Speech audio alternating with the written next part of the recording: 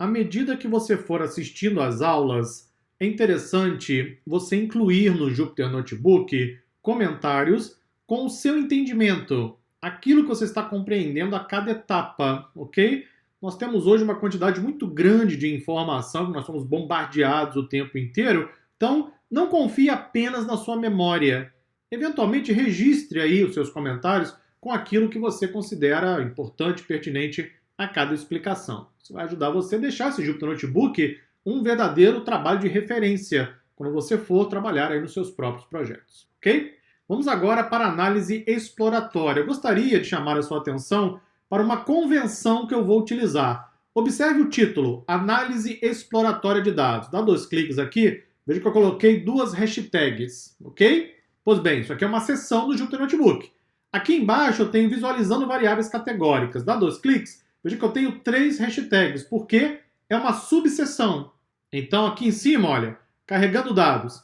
Quando você encontrar 2 hashtags, é uma seção principal. Dentro dessa seção eu posso ter subseções. Aí eu vou colocando 3, 4 hashtags para que fique um padrão na hora que você estiver estudando, ok? É apenas uma convenção. Pois bem, vamos então explorar as variáveis.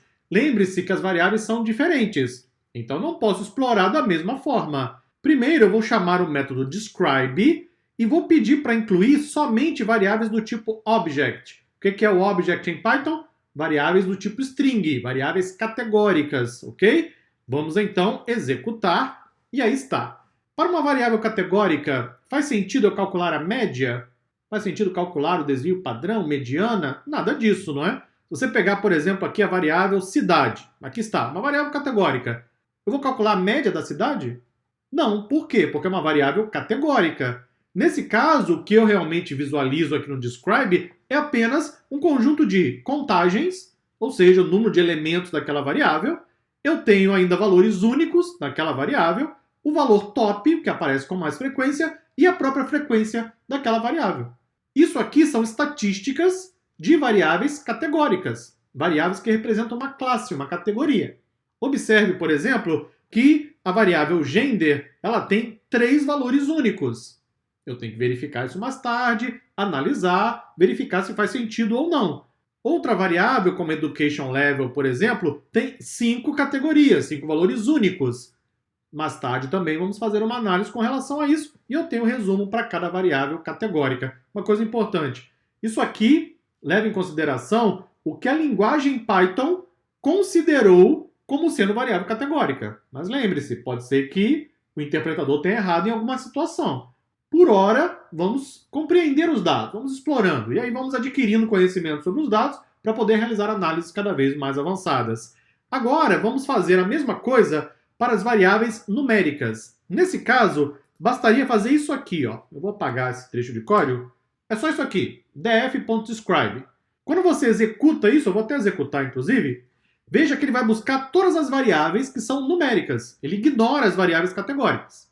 Só que, preste atenção, observe aqui em cima, a variável que tem o ID é uma variável inteira, certo?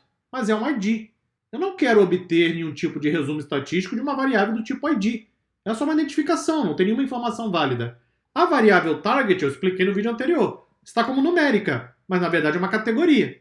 Então o que eu vou fazer aqui, ó, vou dar um Ctrl Z para retornar o restante, eu vou dropar é só remover, não é? Deletar, as colunas que não me interessam. Embora estejam como numéricas, porque o interpretador da linguagem Python colocou dessa forma, elas não têm informação que eu preciso para cálculos numéricos.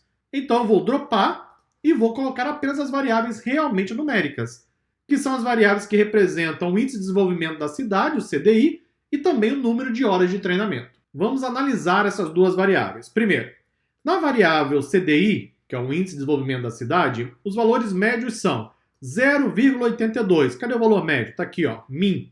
Eu tenho ainda a mediana, que é o valor do meio, é o quartil de 50%, e eu tenho o STD, que é o Standard Deviation, o desvio padrão de 0,123, está aqui em cima.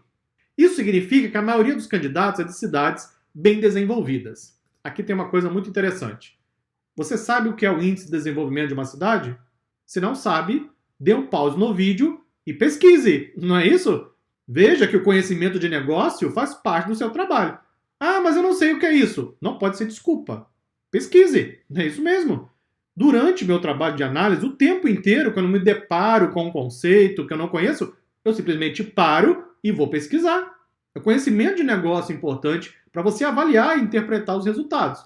Se você fizer uma pesquisa, você vai encontrar que o índice de desenvolvimento é um número. Quanto maior, melhor. Quanto maior, mais desenvolvida é a cidade. Se eu tenho uma média em 0,82, 83 arredondando, então significa que a maioria dos candidatos veio de cidades bem desenvolvidas. É simplesmente uma informação que eu estou detectando a partir da análise descritiva. A mediana é o valor do meio. A média ela é influenciada pelos valores extremos. A mediana não é influenciada pelos valores extremos. Para calcular a mediana, que é uma estatística de tendência central, nós apenas organizamos os valores, e a função describe faz isso por nós, e pegamos o valor do meio. Veja que a mediana é ainda maior, o que basicamente comprova o valor da média. Então são dados que aparentam estar de forma adequada. O desvio padrão de 0,123 indica que provavelmente há pouca dispersão nessa variável. Quanto menor o desvio padrão, menor a dispersão da variável. O que é o desvio padrão? É quão distante os dados estão da média. Você concorda comigo que eu tenho vários registros, não é? Para ser mais exato, eu tenho 19.158 registros. Na média, o índice de desenvolvimento da cidade é 0,82, sendo a mediana 0,90. Só que eu tenho valores, por exemplo, olha aqui, ó, o valor mínimo, cadê ele? Está aqui, ó, 0,44. O valor máximo, 0,94.